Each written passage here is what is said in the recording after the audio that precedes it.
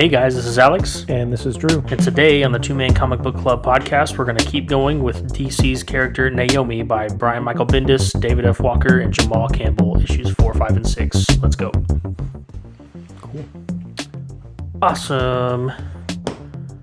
How do we look, everybody? Yeah, little glimpse behind the curtain. This feels different. Yeah. Since we've got video going. Normally it's like we do our intro, there's a little bit of just idle chit-chat, but now it's just like the camera's rolling. Yeah, we always have the luxury of going back and just cutting out whatever, which we still do within reason. But we still got to make it feel good. Yeah. If you're watching this and you saw the last episode, you know that we are on video now, which is really exciting. We do apologize when you're listening to this. We actually just went live with issue 1 today. Yep. It should have, well, with I said issue 1, that doesn't make any sense. We went live with our first video podcast today, but the podcast audio went live days before because I had a heck of a time trying to get it to upload to YouTube. The export, first off, we're working when you think about everything we're doing, it's 4K video, it's high quality audio. We have 3 cameras, boom, boom, and boom. That'll be fun to edit together. And it was like 200 plus gigabytes of media. Yeah. Which, when you're editing that all together, it really taxes your computer quite a bit unless you have a $50,000 Mac Pro. So when it was all said and done, it was a lot of uploading, and it just kept failing after it was taking 6+ hours to even upload for 6 hours and then fail for whatever reason, which is not when you want to find out that you're having issues. This is totally off topic. Remember whenever we were writing the Kodo drum break? Yes. And my computer crashed and we had to start from scratch? Oh, yeah. Yeah. So that was fun. And it felt like that a little bit. It took four tries until I finally did something a little bit different. Yeah. We use Final Cut Pro 10. It's Apple's premier video editing software, and it's great. We had some issues with that, and I finally, instead of exporting straight from Final Cut to YouTube, I exported to my desktop and then used Chrome to upload it, and that's when it finally worked.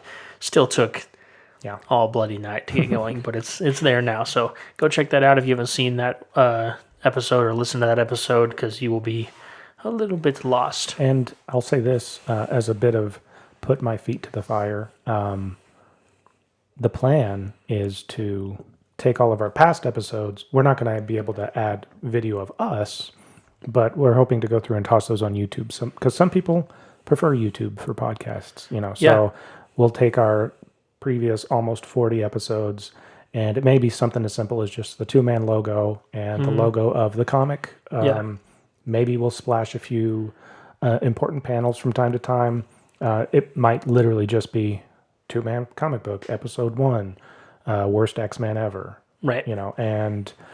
But that way it'll be all in one place. Yeah, if you are, here's enough motivation for us to actually go back and add panels that we're talking about. If you're somebody that is actually going to go back, listen to our entire back catalog, and really appreciate the panels, then maybe if there's enough of you, it's worth us going back and doing that. I mean, because it's very easy for me to just be like, all right, import MP3 into iMovie or Final Cut and have a static image. That'll be easy. It's just a question of, is it going to be worth it to you guys? And if it's worth it to you guys, then it's worth it to us. Yep. So. Cool. Well, I feel like before we get into anything, we need to tell them where they can see this video right now. If you're listening and you haven't seen the video yet, our YouTube channel is live. You can find us at youtube.com at 2-Man Comic Book Club Podcast. If you just give it a search, it should show up. It might even be easier for you to find it if you just go to our social media accounts, our Twitter or our Instagram, and just click on the links. It'll be obvious if you're just You can find us Twitter at 2-Man Comic Book with the number 2. And that is just comic book, 2-Man Comic Book. I'm not very good at branding. When Alex is talking about his, everything in the Alex Wayne Miller ecosystem is all together. Not me, and not our podcast. So Twitter is at 2-Man Comic Book, number 2. Instagram and Facebook are 2-Man Comic Book Club. Yeah. And you can find our blog, twomancomicbookclub.blogspot.com or twomancomicbookclub@gmail.com if you want to reach out to us. Yeah. What happens if you go on Twitter and search for Two Man Comic Book Club podcast? I imagine it'll come up because it's in our name. Right. I haven't tried.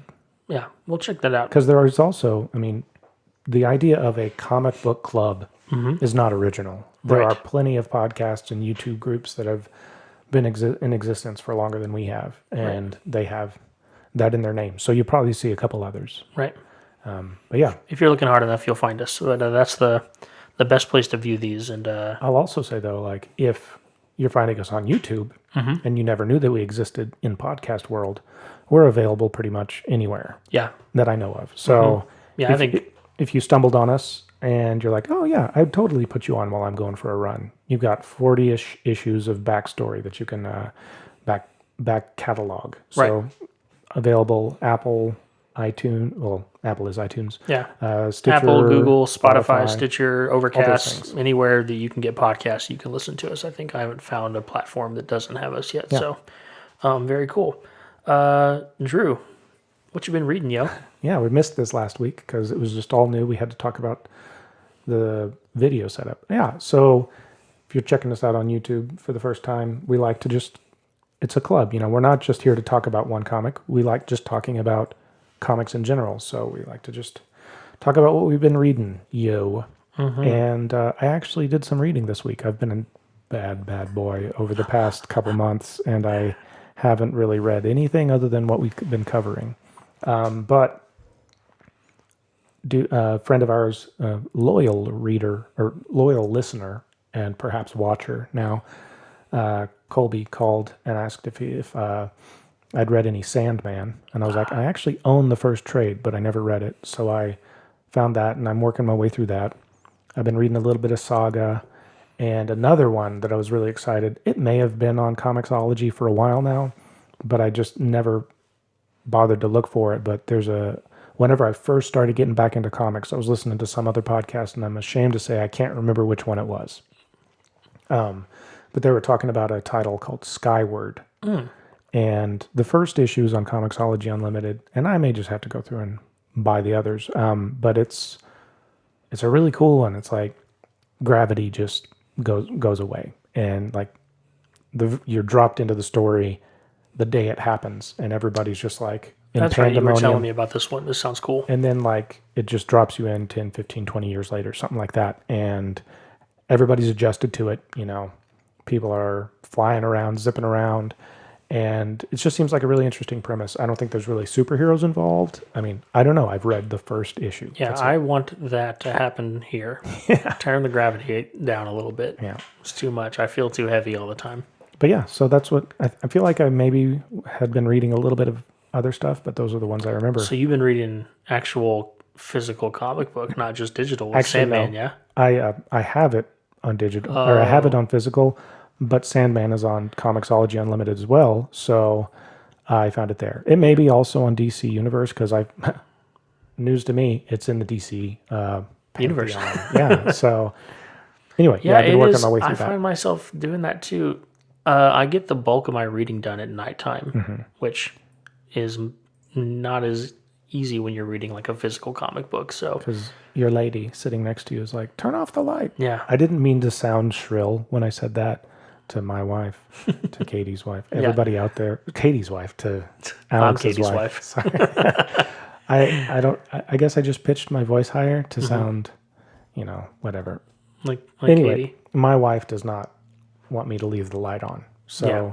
my Kindle is how I read. My iPad is how I read comics. Yeah, I totally get it. It's just easier too. I mean, I don't want the comic book industry to die. Yeah. So I'm still going to keep buying when I can. But man, I'd be lying if I didn't say there is a massive convenience factor reading digital. So So Alex, what you been reading, yo? I have not read as much as you have as far as a diverse pool, but I also have been with a goal of trying to get a little more diversity in my DC knowledge. Decided that I wanted to read first. Well, I haven't read this yet, but here's my train of thought of how I got to where I'm reading. Was wanting to read the Tower of Babel event from DC. which if you don't know what that is it's a pretty major Batman story where the Justice League finds out that Batman has contingency plans of how to take out every single one of them if they go rogue. And I haven't read it yet. I'm reading the stuff that leads up to that, which is Grant Morrison's Justice League run. It's good.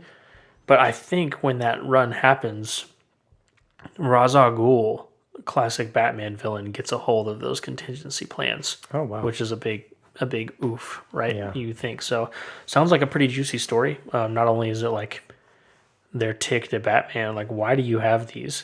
You know, but of course Batman does. He's always prepared. He's always thinking 20 steps ahead.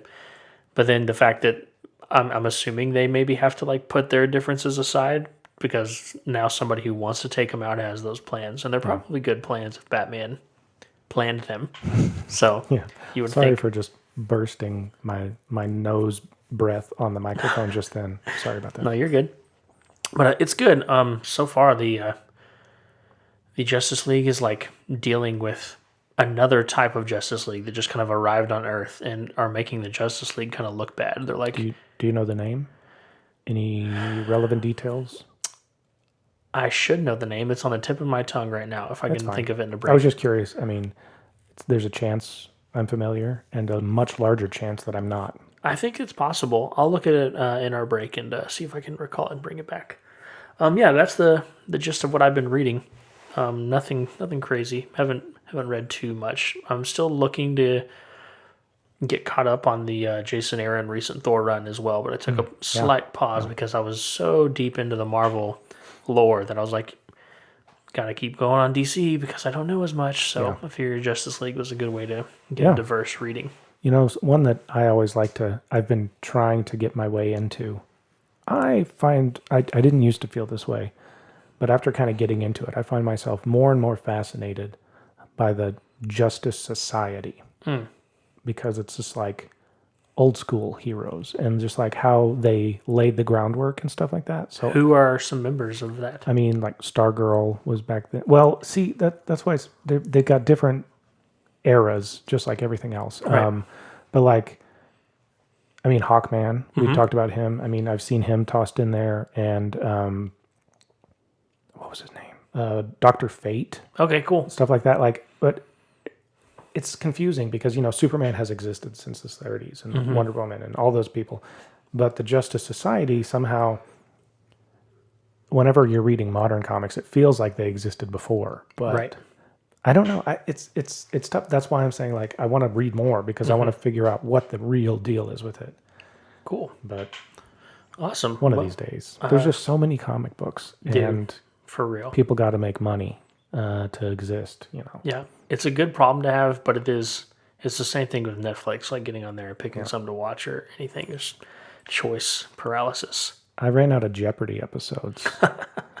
Every episode that is available on Hulu and Netflix, and apparently there aren't any on Prime. I've finished all Jeopardy, and well, they keep taking things off. This is really relevant to the Two Man Comic Book Club podcast. Well, it could be. Yeah. it Have could you be. have you used your comic book knowledge in Jeopardy? Oh yeah, Yeah. It showed up a couple times, handful. yeah. And if you ever do stumble upon my Twitter, one of my goals across the top is to be an answer or a clue on Jeopardy at some point in my life. That's a lifelong goal. Yeah. Goals for us all. Cool. Well, I think at this point, do we have anything else before we jump into 4, 5, and 6 of Naomi? If we do, I've forgotten. Huh? Well, then it's gone. All right. Cool. If we were to do a quick recap, let's see if we can just kind of off the top of our head. We'll do a throw 60-second catch-up from last time. Yeah, for those of you who you're just dropping in on us, whenever we first got this started, we would be jumping into like established characters like the X-Men or Superman or, you know, Iron Man. So we had this bit where we would do the 60-second catch-up where we just talk you through, all right, if you're coming into this, you know nothing about this character, we're going to tell you in 60 seconds what you need to know to step into this comic book. Yeah. But we didn't do that for Naomi, partially because I forgot, but also because... She's a brand new character. Yeah, she's a brand new character. She exists in the DC universe, and you can tell that in her little corner of the world, superheroes don't come through. So there wasn't a whole lot to say. That's kind of the whole point. Right. But now we're halfway into the series, the miniseries. So yeah, we're going to catch you up. There's this girl, Naomi, and I don't even think we learn her last name until like the very last issue of the miniseries. So she's Naomi, lives in the Pacific Northwest with her adopted parents. And it's kind of this hole in the wall town where nothing super ever happens. And it's the very beginning of it is Superman and Mongol raging through the streets. They're just on some fight. And Naomi misses it, but she's always been kind of fascinated by Superman and superheroes and stuff like that, and starts digging. And people are like, yeah, this never happens here. And everybody's like, yeah, no, totally. Nothing like that ever happens. And then a few people are like, well, there was that one thing 17 years ago. Question mark? Yeah. And she starts digging into it and finds this guy because everybody's just talking about it like it never happened, like it's an urban legend. And she comes across this one guy, this big Hulk. Oh, no, let's not say that. This big meat slab of a man Yeah. named D. And she starts to confront him about it, like, do you know anything about this? And he was just like, and finally he says, yeah, 17 years ago, March 4th, I think they said. And she's like, that's the day I was adopted. And he says, yeah, I know. And you're instantly like, okay, what's going on? Why does this random guy know? And she confronts her parents about it. And finally she breaks back into this guy's house or his garage, finds a picture with D and this woman that looks a whole lot like her. So he confronts her saying, are you my dad? And was this my mom? And finally she finds out, nope, that's impossible because D is a Thanagarian from the planet Thanagar, which is in some storylines, it's basically Hawkman planet. Yep. And It's an alien race. Yep. And she's like, oh, so you're an alien. Well, that's crazy. And her parents come and find her because she's left the house at midnight. Yep. Snuck out. That's whenever her mom and dad drop the bombshell that not only is that guy an alien, but your adopted dad is also an alien. And yeah, sorry, we just wanted to tell you. We should have told you a long time ago. You kind of, but we were preparing to tell you, and you kind of dropped the ball on us. Yeah, so we basically end that issue 3 where we stopped is the reveal right there. Like, Dad's an alien. He has this spaceship that he came here in, and that's all we know. We jumped in right there. That's the end of issue 3. Yeah. So, I mean, you know, I've been kind of wondering, trying to think why it is that in 17 years nothing has happened there. And at first I was like, maybe it's because these guys have been keeping the peace. But the way that they act about various things that will come to play make me think, I don't know, maybe it really is just a quiet spot. Yeah, I mean, we kind of pick know. up on some of that, what we're about to read, that they've kind of Yeah. acknowledged each other's presence and let it be at that. And it could be that the superheroes in the area just kind of know. I mean, when you're talking about Batman, knowing the deal about everybody, I mean, he can't be the only one who's put together various things, just like Naomi can't. So maybe these superheroes happen to know, like whether or not they ever had any direct contact. Maybe they know that D's there. Maybe they know that the dad is there, and they figure if something happens, those guys will take care of it. Right. And maybe that's why it's quiet. Yeah, I think so. It's safe to assume, like, S.H.I.E.L.D. in the Marvel Universe is basically aware of any moderate threat at all to anybody, and it's their job to know. So you got to think that Star Labs or the Justice League or somebody, Batman even, is aware that these people are there. You know, it's their job to know. So yeah, that's your 60-second plus many other seconds catch up. But yeah, that should give you what you need to step into issue 4. And just to be better about this, so we kind of sticking to it, we're going to mention the creative team. The creative team for these books, Drew, correct me if I'm wrong, is the exact same as for issue 3 and will remain so for 4, 5, and 6. I am 99.999% sure that is correct. Cool. So we have Brian Michael Bendis, David F. Walker as the writers, and Jamal Campbell is the artist and who did the cover. Those three are also the creator of the character Naomi. They all three kind of worked together to make that character. The letterer is Wes Abbott. The associate editor is Brittany Halshair. Sorry if I'm butchering these names. The editor is Mike Cotton, and the group editor is Brian Cunningham. And let's jump into issue 4 of DC's Naomi. Drew, take us through. Yeah, so we're going to pick up right where we left off. We're in the cave, and Naomi is understandably shocked at the revelation. And she's just like, what is going on? This, you're an alien. And so when did you meet the mom and all that stuff? They're just dropping into everything. As you would have a million questions if you found out your adoptive father was an alien. You're not just going to accept warrior. and go, okay. Right. Though, I'm jumping ahead, but Annabelle kind of does that. Right. And I'm just going to kind of fast forward through some of this. But basically, I found it really interesting because he starts explaining the situation. He is from a planet called Ran. Yes. Which is significant. I'll get to it in just a second. And as he's explaining himself, it's basically the same as D. Because D was like, yeah, we went on these secret missions, we found people, we blah, blah, blah. And when he's explaining what he did at Ran, it's essentially the same exact thing. Right. But Ran and Thanagar are like rival planets. Yeah, they're at war. Yeah, and so these guys were on opposite sides, which might explain, anytime that up to this point in the comic, they're not.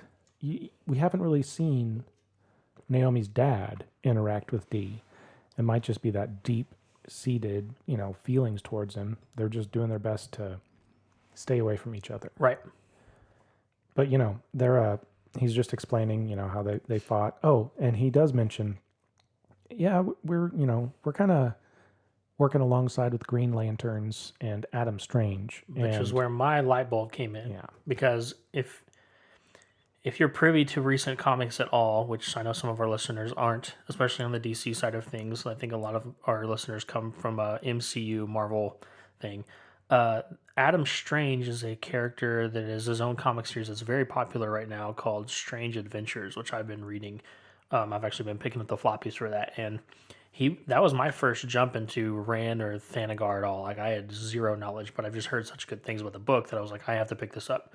So, huge light bulb for me. I always love it when I get some dots connected, and I'm sure there's some longtime DC fans that have just been like, well, duh. That's just like saying Batman is from Gotham, But it's very cool to see, like, oh, Naomi's dad fought alongside Adam Strange in this Thanagarian war. Very cool thing. Yeah, but yeah, for him to mention Adam Strange and Green Lantern in the same breath, it was like, okay, here's where we're getting into some DC proper. Do you know about the Green Lantern Corps? I do. Okay, because did they actually say he fought alongside the Earth Green Lantern? Or? Well, he says, I'll just read it this little bit. He says, I fought in the first Rand Thanagar War. I fought alongside Adam Strange when he was first starting out, Green Lantern. Do you know who Adam Strange is? Well, he's a big deal. Right, we're friends. So I couldn't remember if it said the Green Lanterns, he just plural says, or just Green Lantern. Just Green Lantern kind of in passing, which we don't know. I'm sure, I personally don't know. I'm sure the greater comic book proper do know which Green Lantern he was fighting with. I read the Rand Thanagar War. Cool. There's a comic series for it. Was it Hal Jordan or was it? It was a couple of them. Okay. I think I remember. That's why I was kind of curious. Cool. If you remember them saying something. So if you didn't know that, there are several Green Lanterns. They're basically the intergalactic police. Yeah, just like the Nova Corps for Marvel. Different, so the Green Lantern that's on Earth is in charge of keeping our space sector peaceful. Right. Yeah, but if he's fighting with those two characters, Naomi's dad's a big deal. Yeah. So he goes on to say, so yeah, we've been working. I was moving up in the ranks, whatever, and the high command. I was honored when they gave me a special mission to go to Earth and try to figure out what the deal is with this Thanagar warrior that had kind of fallen off the radar. Yeah, they specifically say they want me to track down a missing Blackguard Thanagarian assassin, which I think is important to mention because it adds a whole lot more threat to what D actually is. He's not just some peon, like a Thanagarian assassin. Yeah. And so, and it even has a picture of D, So they're talking about that, and he goes on to say, yeah, so I landed, they put me through all this rigorous training to like figure out, to learn English and learn how to blend in. And you'd imagine my disappointment whenever I land in town and D's just there working in a garage. And he just sees him, and he kind of goes up and talks to him. I can't really tell from this if it looks like D is suspicious. It looks like he might be. I think in the back end, it kind of visually infers, and I'll throw this up on the screen, that D, after their conversation, realizes who he was just talking to. But all things considered, it's very, very at ease. It's not diplomatic. It's diplomatic. That's a good word for it. It's not like he sees them and they pull out their weapons and go in the middle of this civilian Pacific West Coast, and then Port Oswego. Yeah. And then he turns and sees this girl with bright green, blue hair. And that turns out to be, we find out very quickly that's Naomi's mom. Well, not Naomi's adopted mom. Well, it's funny, too. Like, the art is drawn in such a way that it shows Naomi's adopted mom. It has I'll just call her Naomi's mom. That's her mom. Yeah. Has had a wild past. She's got, like, ridiculous, crazy hair and the black lipstick and the 2 piercings in her nose and a piercing in her tongue. So she looks nothing like that now if you've seen the panels that we put up before. So she's calmed down in her mature age as we do. Some of our listeners might not know I used to have a lip ring. Yeah. Like, I remember lip ring Alex. Yeah, lip ring Alex, that was a thing. I still kept my plugs. I like those still, but the lip ring was not aging as gracefully as my ears were. So yeah. So they settle in, and they fall in love, and it has a pretty cool panel where, if you had a spaceship, you'd be having fun with it. And they're like, I'll just say, in a loving embrace. Yeah. On top of the spaceship, hanging out above the city. Yeah, with a nice crescent moon peeking through the clouds. It's a cool panel. Looks nice. And they just kind of, Dee and her dad, did we ever get his name? I'm ashamed of myself. So. Before we move on from that, I would just say that if I had a spaceship and was dating a girl, I would totally take her up above the clouds for a romantic evening. I think if I had a spaceship, I would live in the spaceship, right, in the clouds. I would just constantly play that card, like, hey, I've got a spaceship. You guys want to go? Yeah. Anyway. I mean, it's a spaceship. You don't even have to stay in the clouds. No. Like, you guys want to take a nice road trip to Mars? Right. Check in on the Martian Manhunter? Because we can. Yeah. Anyway, so those two fall in love, and then the dad and Dee fall. They didn't fall in love, but they kind of, they do fall into a kind of a peaceful coexistence. A mutual agreement. Yeah. You can tell, like, later on as you're seeing them, they both look a little bit leery of each other, but they're just like, so my job was to keep an eye on this guy, and I just kept waiting for high command to call. Yeah, he says down here, like, I braced to let my high command know that I was basically abandoning my mission, just like on Earth.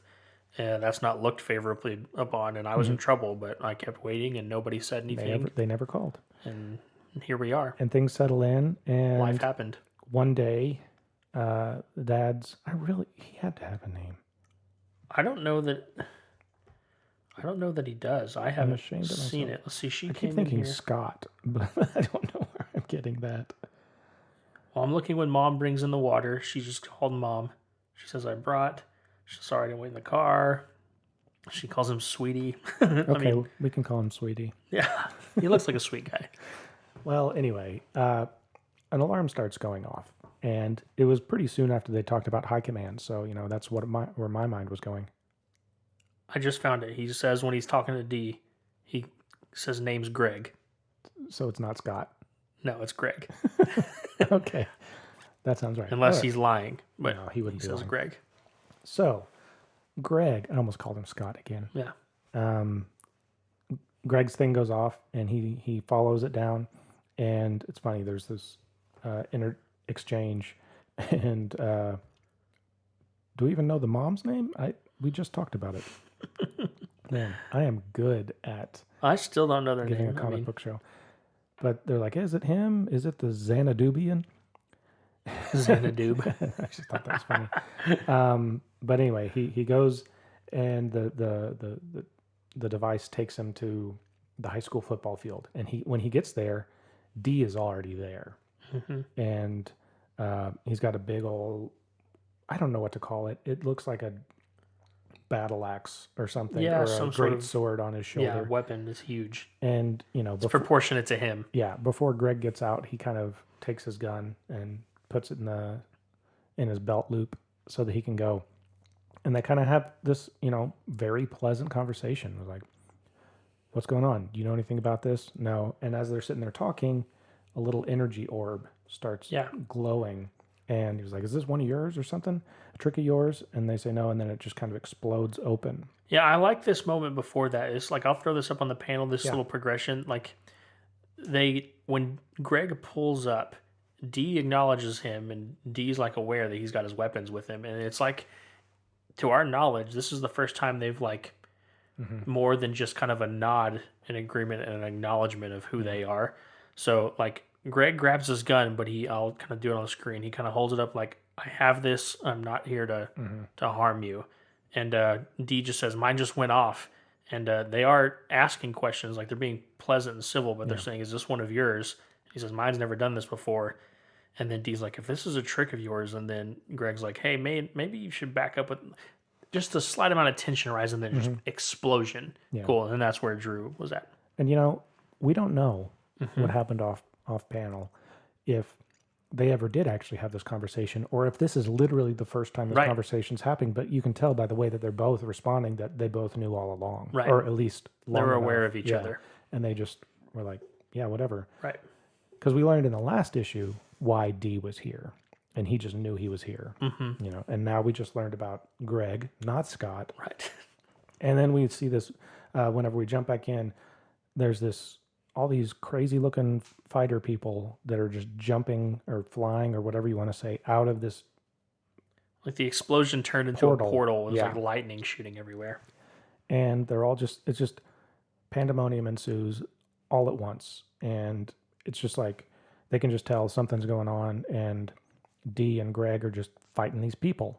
Right. And then It's important to say that at this moment, there's somebody being pursued who also does favor Naomi, and it looks like she's carrying what could be a small child. Yeah. And she has 3 pursuers who are coming in hot after her. They're shooting at her. It escalates really quickly. And then Greg hears English. What? You speak English? And then before too long, this baby gets handed off to him, essentially.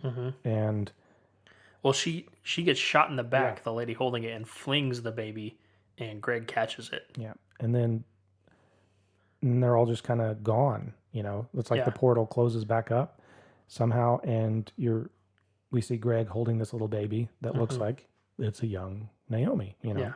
And then it cuts back to the present time, and Naomi's saying, "Was that my mom?" And the dad's like, "I don't know." And he's like, "Where did I come from?" And we kind of learn that, well, actually, he basically acknowledges that all she either. showed up with was this little like black stone with some engravings that matched what we presume was her mom holding. And he's like, "This is all you were with. It's right there under the chair." And she picks it up and is like, "Does it open? Does it?" And then, Yeah. And then it starts glowing. And all we see is Naomi's face, and I'll put this on panel, and like the symbols glowing in her eyes. We're seeing the reflection. She's like, "Mom, Dad?" Yeah. And boom, That's end of how issue that 4. ends. Yeah. So I want to mention also, we kind of like talked about the baby gets dropped, Greg catches her, and everybody leaves. But actually, like, D shows just how dangerous he was. He kills a couple of these guys in passing before they like fade off somehow. And is also kind of funny. They're freaking out, like, what just happened? And they look down, they've got this baby, and Greg and D are like, or D specifically is like, "I can't have a child right now. Yeah, I've got some stuff I'm going through. Like, I'm not equipped to have a baby." And I glossed over this earlier, but they were talking, Greg and the mom, about how they wanted to have a kid. Right. There was no way that it was going to work and then they couldn't even adopt because adoption agencies do their God, I can't talk. Adoption agencies do their due diligence, Right. and they're going to find out, like, oh, You don't have a history. yeah, you're you not don't from have a here. history, and then do some digging and realize he's not human. Yeah, so they can't adopt, and then just obviously for biological reasons, they're not compatible to actually create a human in the old natural way. So, And then, and I'm just sitting here thinking about how, if you hear sirens, they're going off outside, and there's nothing we can do about it. anyway, yeah, I was about to go on to something, but I actually want to save it for the next issue. So, Cool. Well, that was a short issue 4. yeah, it was whenever I was making my notes and I looked down, I was like, I just started writing because it was a really quick one. The next couple are longer. Right. So before we get into that, I'm going to be that guy and crack open a cold one. And by cold one, I mean a strawberry seltzer water. Yeah. It's like a LaCroix, but it's bubbly, and we like it better. Here's for the listeners. And here's my coffee. Oh, yeah. Got to keep ourselves hydrated during these sweet comic book action. Hear that. I've also got a bubbly that Alex gave me, but I'm going back and forth between my coffee and my mango. Cleansing your palate. It's an interesting sensation. Ah, very good. Well, let's jump straight into issue 5. We're on a roll, and number 4 was short. So again, same creative team. And yeah, so it literally, you look down at the title page, and Naomi has that glowing cube, and then you turn the page, and boom, apparently we've jumped forward in time. more specifically, that cube is melting into her hand, and like you see like this light energy like shooting through the veins in her hand, but not in a way that is insinuated as painful. So Yeah. And anyway, we see Annabelle practicing her cello again. It looks like she's just in a garage with the door open, which always, that cello can't be cheap. no, They must have very, the Pacific Northwest is pretty humid, right? yeah, very. That seems dangerous. Yeah. Anyway, so Naomi comes running in and is like, hey, meet me in the back of the alley behind the plaid pantry. And she's like, what now? And then we go back there and they have the talk, the title person of a superhero story. And well, I got ahead of myself about the whole superhero thing. Yeah. But the best friend getting all the deets. Right. But so she's like, yeah, I've got something to tell you. Yeah, that that guy? Yeah, he's an alien. Right. And you know what my dad is? Yeah, my dad is too.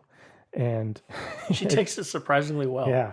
Like whenever the first one is like, yeah, D, he's an alien. Annabelle's like, whoa, right. The right response. And then whenever she's like, yeah, so my dad is the same. And she's like, okay, all I can say is no way. And I know it deserves way more than that. Right. And then that's how they discovered me. And they're like, they found you in outer space. And it's like, she's just taking this all really well. And now she's just like, yeah, next, just check this out. And she like pulls her hands out and like does this weird, like, I don't know. I don't know how to describe it. She like kind of slaps together. It's a Mighty Morphin Power Ranger type thing. Yeah, it's her gesture, just that's how she transforms, which we kind of speculated was going to happen because they were teasing it at the very end. But we finally get to see Naomi transform from, we don't know what that orb is. Like, we kind of find out a little bit, but I'm not sure even at the end of 5 that I still don't know what's going on. And Annabelle's like, you're Shrekking. I don't know what that means. I know Shrek, but I don't know the relevance here. It's kind of I feel like at first I was going to mention this. It's kind of an insult because it's referencing like Fiona transforming from an ogre to this beautiful person. Oh, okay. So now she says you're Shrekking. In my mind, is implying that she looks like an ogre. But I mean, I think it's more referring to just floating in the air, golden, mystical stuff, and then a transformation instead of from necessarily beauty or ugly to beauty. Yeah. So for those of you who are listening and not watching, and those of you that are watching, I'm sure we've splashed it up on the screen or we're about to. The thing about Naomi, when her powers manifest and she's showing them off, it looks overwhelming. Like, sometimes there's a little bit of energy dispersal whenever you see heroes do things. Like, she looks like an explosion, of shrapnel-y tentacle type things. It's just but like, in like a beautiful way. Yeah, Like yeah, it's yeah. very appealing to the eye. and I'm just like, there's no way that she could, not be seen when this is happening. She's just, it looks like a miniature controlled explosion all around her, Yeah, kind like of. golden energy being shooting out of her body and Yeah. through and around, and And then, she kind of lands back down. She was like, okay, so now let me tell you about this. I'm not from this earth. right. And then, But she explains not, so that could be confusing because it says up here that she's like explaining to her, what's her friend's name? Annabelle. Annabelle. She says, so you know that thing on the internet, how there's like a bunch of different universes, different Yeah, Earths? yeah. So she's not just saying she's from a different planet. She's Yeah. saying she's from a different Earth. Yeah. So another Earth. So a different multiverse, different universe. And then it kind of cuts back. Now we're going to fill in the gaps. Yes. So she's going to be telling Annabelle the story. And it kind of just shows they're back in the cave and kind of still in the middle of this conversation. And With her parents. Yeah, with her parents. And speaking of that, she starts hearing a voice in her head, Right. which is her mom. Mm-hmm. And I think the easiest way to do this, I made a note of this. Yeah. There's beautiful graphics, full page things here, and I summarized. And I think this might be the Yeah, easiest it's way got to like make it through a a few long pages. soliloquy Yeah. almost from her mom that she's hearing in her head now that she's absorbed this stone. So Drew, read that. So, anyway, there are other Earths. She came from a different Earth, and on the Earth that was a lot like the one that she's on now. she's in now, there was this thing that they called the crisis. By the way, DC is big on crises. I was going to ask if yeah. you knew if this was a specific crises. I mean, it's a different multiverse. So it's Right. I don't know if it's ever been dealt with until now. So on a very specific day, all the protective or maybe not all, but the protective layers on Earth fell, like the ozone. But with that, other layers dropped as well. And on that day, unknown radiations and energies bathed the Earth. No one was hurt, but 29 random people around the world changed. They were granted access to their natural gifts, godlike powers. I think that maybe it said something like, we didn't use the term godlike powers. It was Right. just what it was.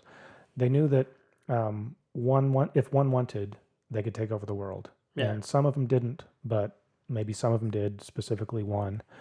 A month after the crisis, 14 were killed in a battle of the 29 They started fighting fighting. together. Yeah. 7 left Earth in disgust. 8 stayed and forged a truce just before the Earth would have been reduced to ashes.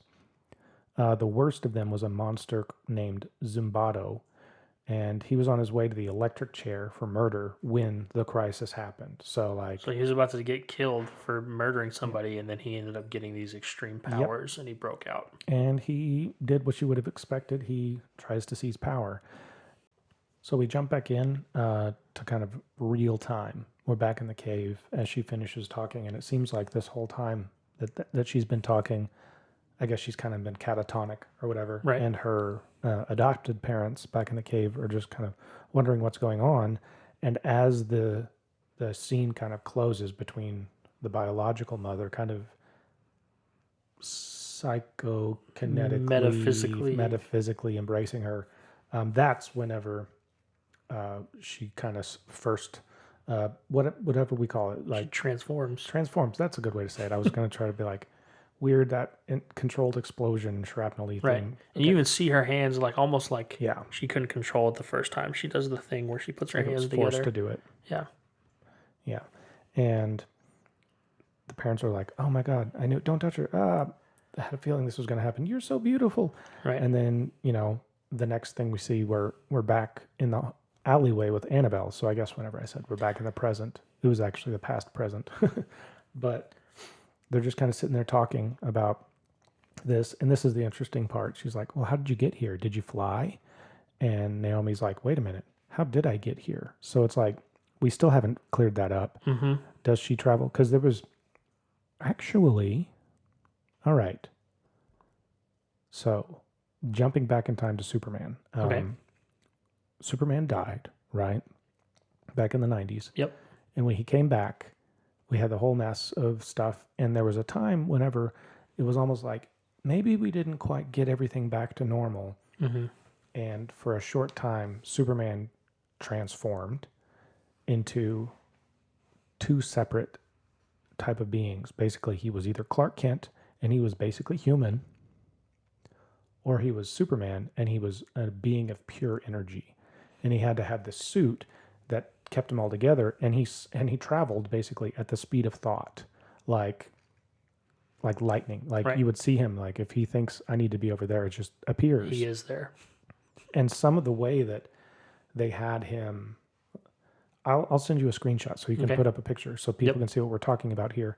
There's some similarities to the way that her powers look. Okay. So it could be maybe she flies, maybe she can't fly, because that Superman could fly, but he could also basically just zap somewhere else. Just be there. Yeah. Yeah, I don't think we find out even in the next issue that we cover how if she can fly or if she has super Yeah. speed. I feel like that would be something we would find out. So Yeah. that's still unanswered even But when we get I further. could also see, if you're a human being, at least you think you're a human being, and you've existed your entire life thinking the fastest you can move is in a car or Right. in a plane, and then all of a sudden you have super speed, you just you being may not oblivious to realize. You just think, all right, I want to run here, and you just kind of do it and don't realize it. Right. That what you, was happening. So, you just did that. so they're sitting there talking, and I will say just before we get too far, yeah. this was kind of an endearing moment. When Drew was mentioning her parents, like watching her transform finally after that moment, her mom was like, "You're beautiful," and she's like, "Mom, and then her mom asked, "How do you feel?" And the last text you see in her transforming is saying, I think I need to talk to," and then it pans Yeah. to her sitting next to her friend Annabelle, and Annabelle's got some tears running down her eyes. So it's just Yeah. a nice, sweet moment. Like all this crazy stuff's going on, and she just wants to talk to her friend. And so they've been sitting there kind of, Naomi already showed her ability to Annabelle, and they're just kind of having a friend moment when the world lights up beside them, and a portal is opened up, and a big bad dude comes out, who, as I'm looking at it, I'm like, I'm pretty sure that's a Zimbardo. Whether that's the thing, I'm not sure. Did Naomi see those things that we saw? Or was it literally just somebody speaking to her? So she may have no idea who this guy is, or if she saw something, then maybe she recognizes him too. I think that she speculates, and then maybe in the next issue, kind of realizes based on some stuff that happens there. But I also, I mean, just looking at him, he looks a little different. Like we know as the reader that this is It's like Zimbardo, 17 years later. right? But his face specifically is kind of ambiguous. Mm-hmm. It's like a beard, but also black smoke. Yeah. Like, and it has the qualities of smoke. Like it's pillowing away from him. And he has like armor on him Yeah. and some weird tentacle things I didn't remember seeing before. And he's massive. Yeah. Like makes D look semi-normal, massive. He's really big. Yeah. But as he comes through, he says, "I've waited a long time for you to plug in and reveal yourself, kid. Your parents, they led me to a whole new world, and just in time." And then we got ends. to be concluded. Yeah. I want to make note of, not that I know anything, I don't, but he said, "I've waited for you to plug in and reveal yourself." I'm still waiting to see, like, what does that mean? What did she plug into? Maybe Is that just plug into your powers. your powers, I guess? Is that just a passing thing that doesn't hold any significance, or is it, don't know. we're going to find out later, there's some source of power that these select beings can plug into, and it's I mean, they've had 17 years on the other side to study figure this that thing and out, figure yeah. out what it is. And that's the end of issue 5. We're going to jump right into issue 6, which is the final issue within this miniseries. And so far, in real time, even though this came out quite a while ago, I think February was the last time an issue of this came out, maybe. I have no idea. Actually. I think I looked it up. It's somewhere early this year. Okay. And there has not been more Naomi, have not yet. I saw a random thing where I think she's popped up in some. I think she has popped in other books, yes. I don't think Naomi's... Naomi 2 has happened. Right. Yeah. Which, this isn't really a spoiler. Going forward, the next series is going to be called Naomi 2, which is an interesting manner to Kind of progress like the story. saying that this was Naomi, and then the next movie, it's like packaged as if this was his own movie, and the pacing kind of feels that way. Mm-hmm. Yeah. So when you figure out the end of this stuff and we keep going, it's maybe not going to resolve how you think it will. it's not finite yet. Cool. But Drew and I were just talking in our break. It's interesting to note the cover here, and I'll put it on screen now. It has Naomi looking awesome in her armor, which I really do like the design of her armor. It's really cool to me. Standing in front of these iconic DC heroes, like we have the mainstays of the Justice League and Robin and Sidekicks and Batgirl and Swamp Thing and Cyborg and Aquaman and even is that Mr. Miracle? I think I see in the right side there, like the who's who of DC, if you will. Which is interesting because, slight spoiler alert, we don't see any of those characters in this issue. So I was slightly misled. I thought like, oh, are we just like jumping in and this, what's his name? The bad guy? Zambudo. Zimbato. Zimbato. That's it. I was like, oh, is he just like about to rock her so hard that this requires this all-star panel to jump in immediately, and that's how we get Naomi into DC proper? Did you say anything about the ones that are in the forefront?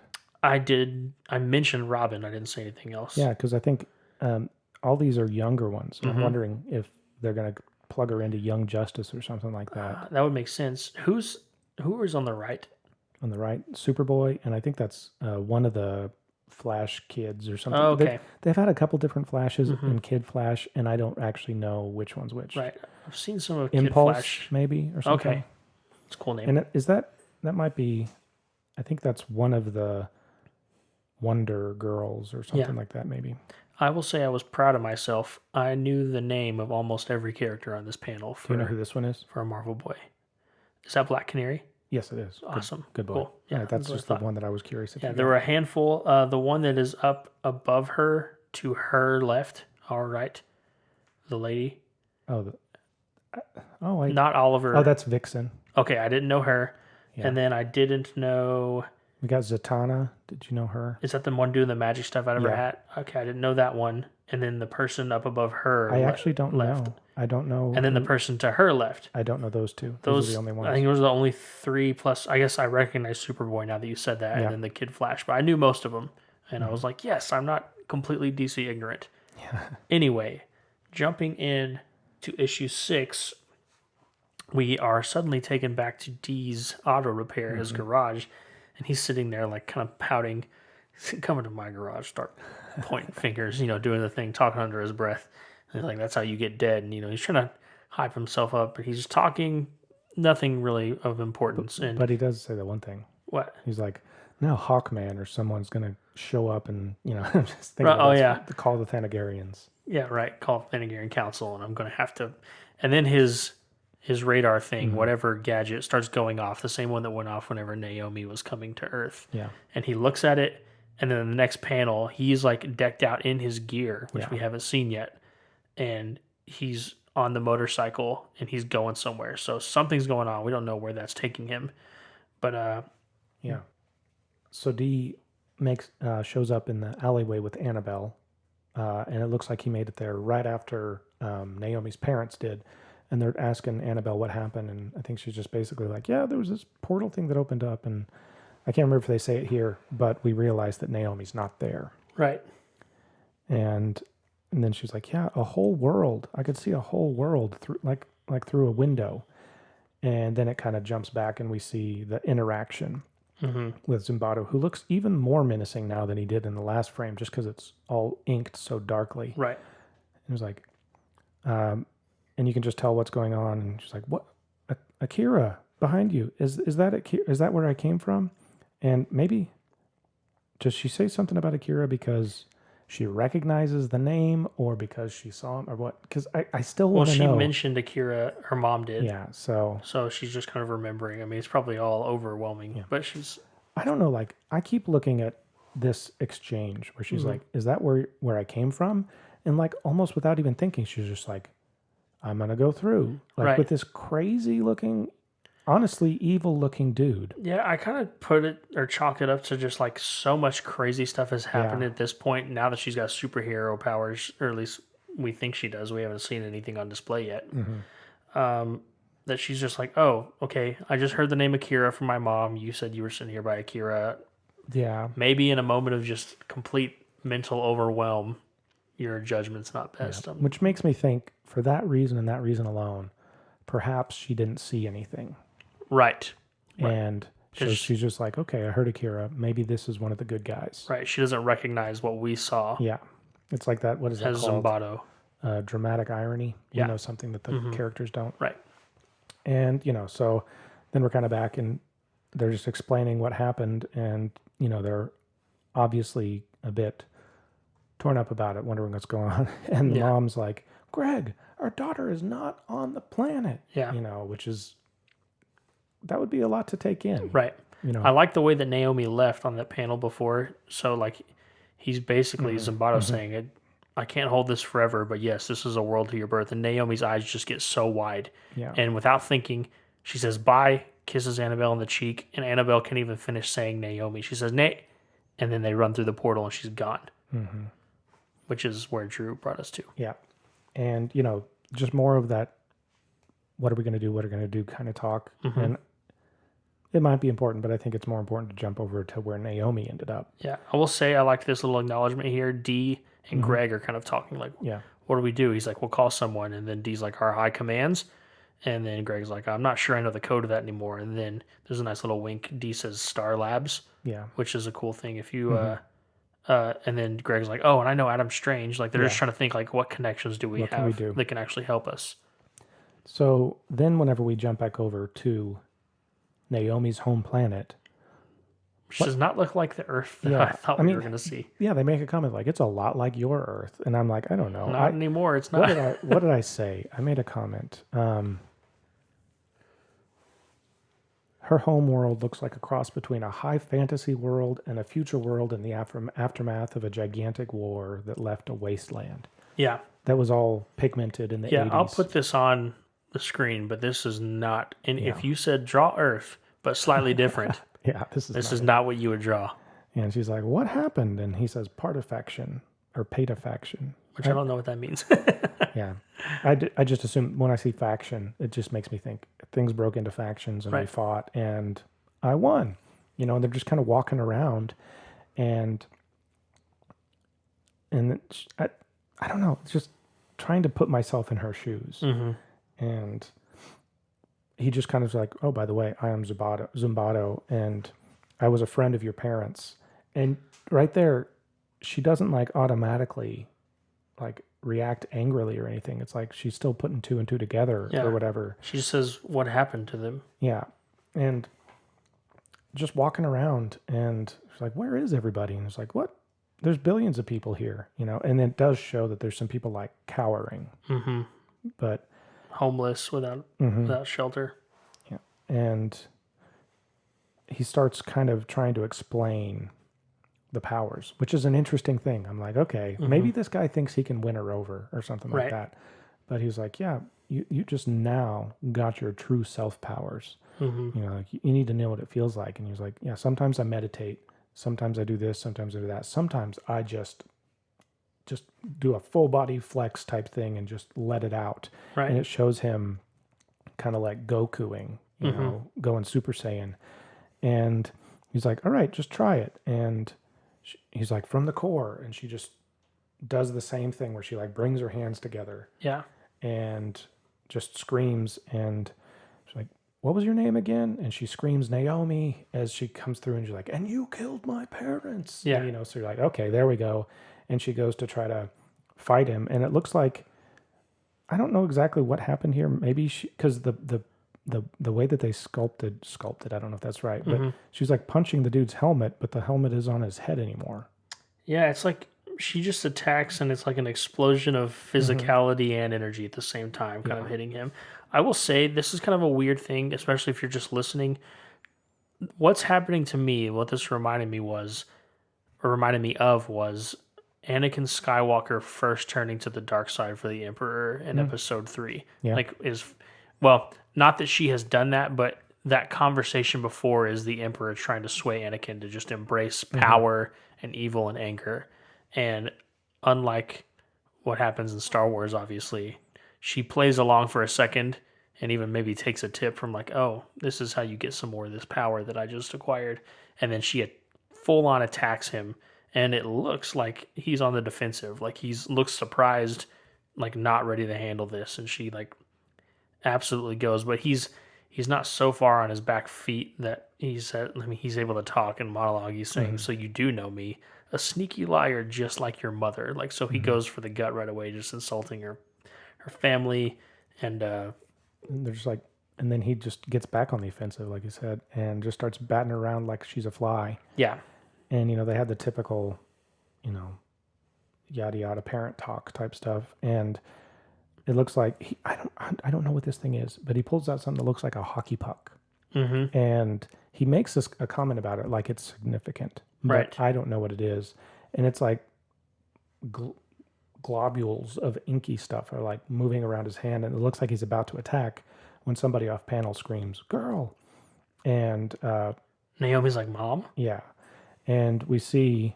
this person, and he's like, are you Akira? And it zooms in, and it does look a lot like her adopted mom, like maybe a doppelganger from this world or something like Right. that. But basically, she's like, okay, look, you got to get out of here. You need to leave here, and I'm gonna make sure he can never follow you. Yeah, but with that, I also like that panel there. Like Akira gets close to Naomi, she says, "Dear Lord, you're her." Like Yeah. you reckon. So we realize it is Akira. And so she makes the portal, and she's getting ready to throw. She basically pushes her through, and she's like, never come back. Right. And Naomi lands, and superhero lands or whatever. Right. And but then you look back, and I guess somehow Zumbato's through. I think we didn't see anything on that side, but I assume he just went straight through Akira. We like gotta it assume was he's nothing. fast. I mean, even Naomi got somewhere in a blink of an eye somehow. So And this dude comes in, and you can tell he's coming because I may have glossed over this. He's coming to Earth. He's like, I found it, and we had used up all the resources on my Earth, so looks like I found a new one to take over. Right. And he's about to land, and I don't know. I guess like I mentioned, he had these weird tentacle things that he didn't always have. It's like Davy Jones in Pirates. Yeah. Like he's got like the smoke beard, but like tentacles coming out of it. It's a look. And he's landing like basically to take over the planet, and she gets a hold of his tentacles like, you're never going to touch it, like talking about her Earth, and she just uppercuts him like Back through the portal, like hard. It's a pretty awesome panel. I'm sure it's on the screen right now. Yeah, there's the close up of her doing it, and all of the tentacles just like splitting off of his body, and then the other one that's just all of that power that she has emanating off of her body, just rocketing him back through the portal. And then the next panel, it just blinks out.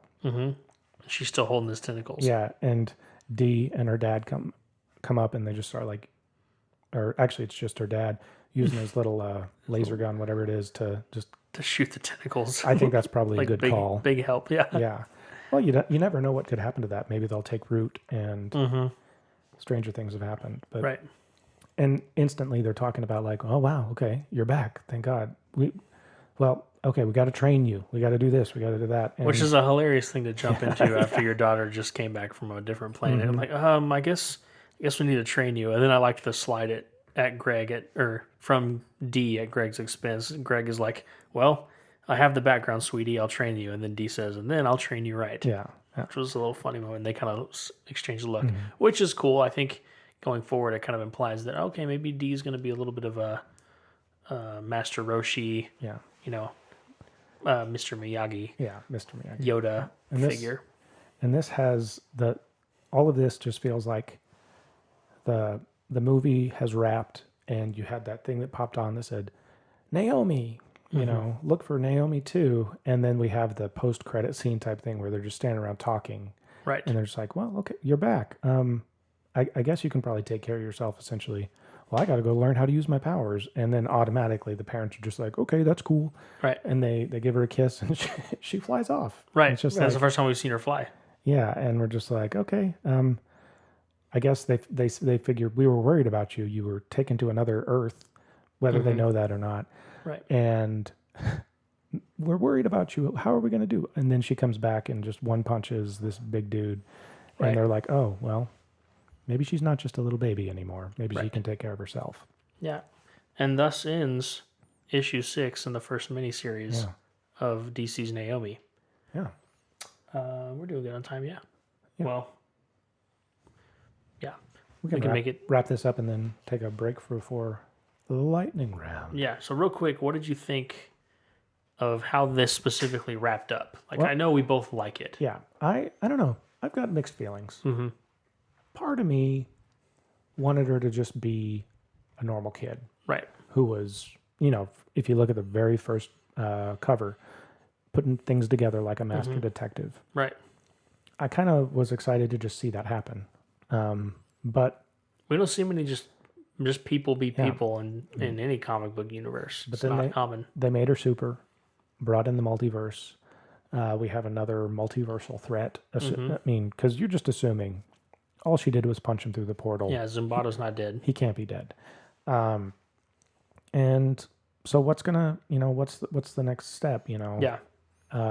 But yeah, I mean, I enjoyed it. I like just new characters, new takes on things, and I'm excited to read more. I just need to figure out where on earth the more is. Yeah, I like it. I'll start with that. I do see where some of the complaints come from. Particularly for me, it's a lot, even for 6 comic books, to just take in and just accept as a Yeah. thing. It's like It's like we've been introduced to a whole different level of reality. right. And I will always be the person that's fine with a little bit of slow character development, like just to get things going instead of just like we see this girl just go from 0 to 100 in the blink of an eye, and for better or for worse, she's here. Naomi's a cool character, but I will not be mad if they pump the brakes just a little bit and take some time to develop some things, because it, for me, was on the edge of just like, whoa, whoa, whoa, whoa, whoa, whoa, whoa. Too much too quick. Yeah, too much too quick.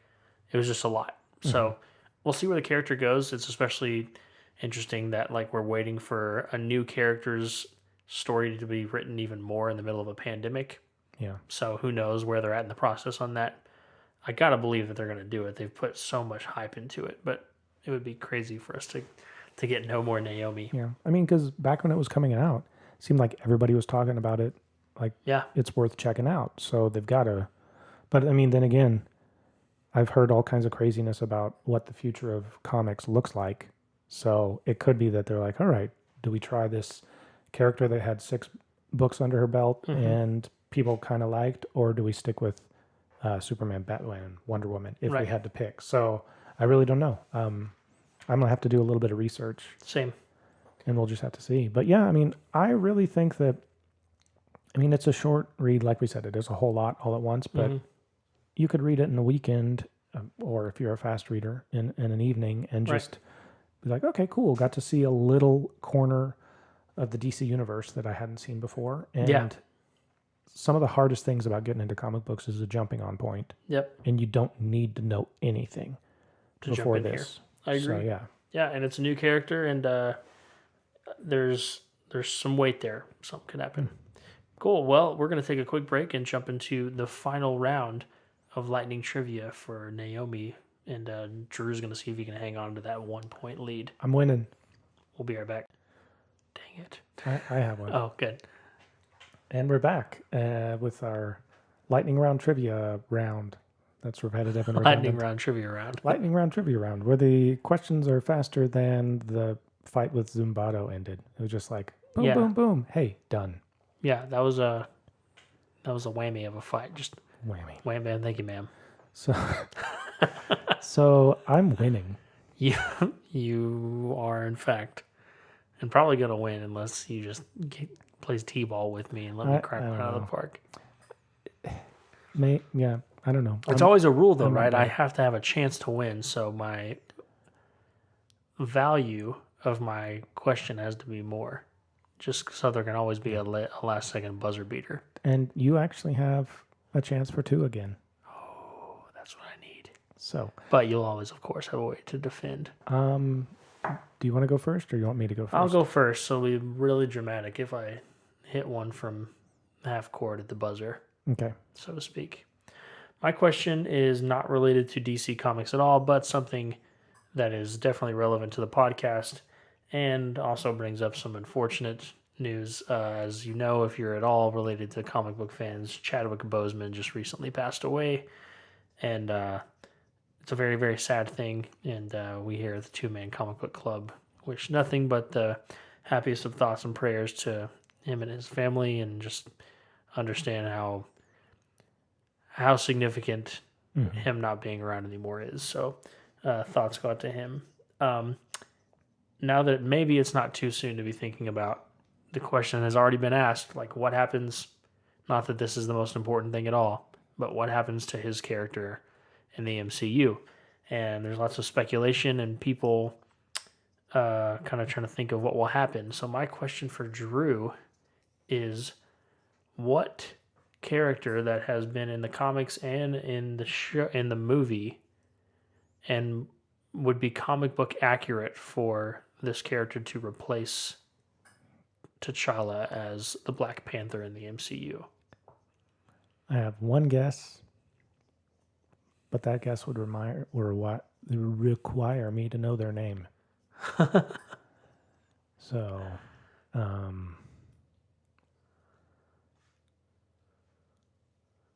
I only say this because I feel like maybe you maybe mentioned it to me in passing, or I read it somewhere, but I don't know if it's true or not. And I don't know if I'm saying it correct or not, but my guess is Shuri. That is correct. Yes, for a point. So it is not confirmed in any way, shape, or form, but she has in the Shuri books does before? become the Black Panther in the comic books. Okay. And is a very popular character. I love Shuri. Yeah. Oh, I'm about to sneeze. Let's put that face up on the podcast. Make that the thumbnail. She's a very popular character, and I'd be here for it. It's comic book accurate, and they don't. It would feel gross recasting T'Challa, even though we've only had him for a little bit. It would, at least right now, like maybe one day when they decide, all right, this version of the MCU is done. Let's blow it all up and recast everybody and start over with Iron Man 1. Yeah. Played by some child that's 10 right now. But for now, I feel like he was just such a prolific character. When there's opportunity to pass the mantle on, as we're doing right now with Captain America and Sam Wilson, Shuri fits the bill.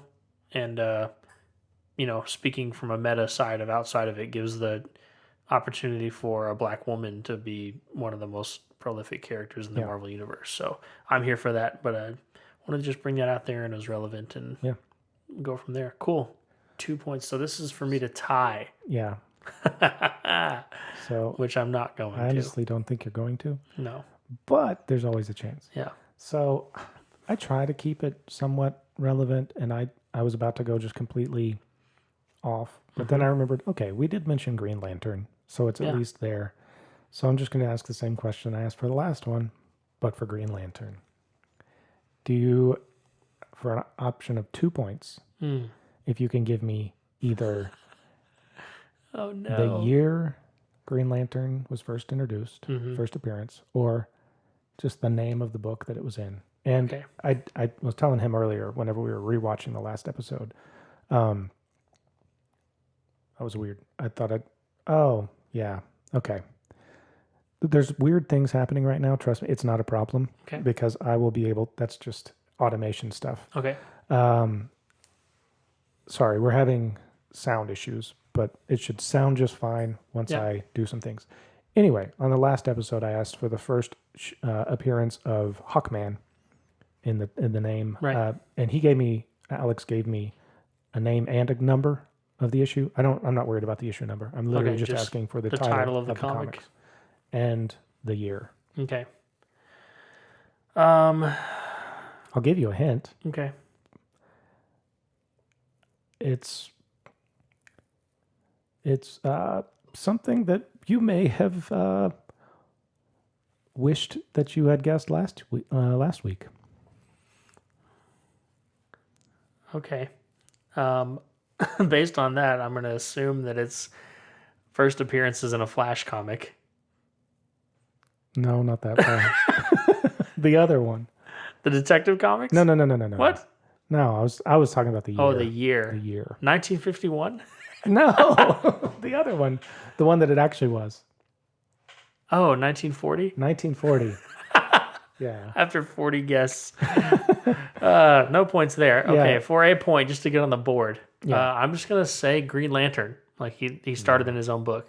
He started in All American Comics, Oh, there's number no way I would've 16 gotten that. and 19. And yeah, that's why whenever you're like, maybe I can tie in, I was like, I don't think you're going to. Yeah, I there's didn't no know way. that there was one called All American Comics. Yeah, there's no way. That's fine. Drew is the victor. Ba, ba, ba, ba, ba, ba. You can count the number of times I've been the victor on probably one finger. So, Hey, but I'm going to hold it over your you're head. the current champion right now, so Am I still the current champion in the Powers and House of X10? I'd have to go back Yeah. and One listen. of the, if you're listening and you're wondering when we're going to get back to that, the time will come. Yeah, we haven't forgot. It's just it's a tall order. Yeah. So We want for to come now. back at it right.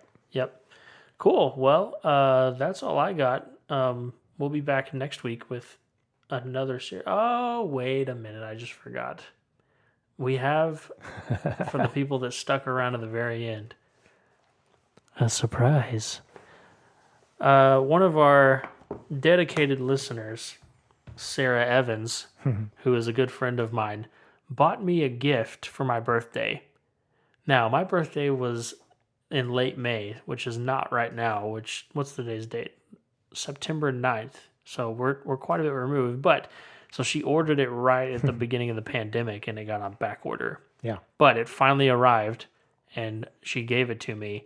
And in what a timely fashion of a gift it is because, well, I'll just show you. Yeah. 1 second. And while he's grabbing this, I will say he sent me a picture of this. And I did not expect what you're about to see. Boom. Life-size Pop Funko Baby Yoda. Are we in frame? Yeah, right there. Yeah, Big enough. he sent me the picture of it, and I was like, hey, perfect, we can put it in our set. And I thought it was the size of any normal Funko Pop, so it would have fit nicely with Superman and Donatello and Yeah, the so- TARDIS over here. But no, it is, it appears to be life-size. It's huge. It's like 10 inches tall. Oh, I'm sure there are people screaming at me right now for opening this. Yeah. I'm going to be nice and careful with it, but I can't not. Yeah, Okay, first, it's got to. Oh, just destroying audio probably. that's fine. It's got to come out so it can be on the table with other things, because otherwise. And it even has the, Oh, the Mandalorian. Oh, yeah. oh, you can take it out. And this is a bobblehead, if you didn't know that. Oh, nice. So we can actually have that as a Parker, if you're back- watching this, I hope you like that. Yeah. So we'll sit this here. Is this in the frame here? It's kind of low, but yeah. There we go. So Beautiful. this is incredible. It will probably be in most of our sets from now on. I love. Do you want to put him next to Superman? Yeah, so just we can for see how scale. much he So we dwarfs thought him? like Superman was big, but he ain't got nothing on the child. Yeah. Oh, speaking of Mandalorian season 2 coming out October 30th. I still haven't seen season 1. You're an animal. I know. I'm sorry, everyone. Oh, well, that's on your homework. Cool. Well, that's all we got. Drew, where can they find you on social media if they want to reach out to you? You can find me mostly active on Twitter at Drew Morris Comp, COMP, or Instagram/Facebook, Drew Morris Composer. Cool. What about you, Alex? You can find me, as always, at Alex Wayne Miller on all social media platforms. Wayne as WAYNE, just like my boy Bruce Wayne. And that's all I got. Well, you can find us. I know we already kind of Oh, mentioned yeah. it earlier, but if you stuck around to the end, we would love for you to reach out to us either on Twitter at 2Man Comic Book with a number 2, or Instagram/Facebook 2Man Comic Book Club. Yep. Drop by the blog, 2mancomicbookclub.blogspot.com, or if you're listening to it, we invite you to check us out on YouTube.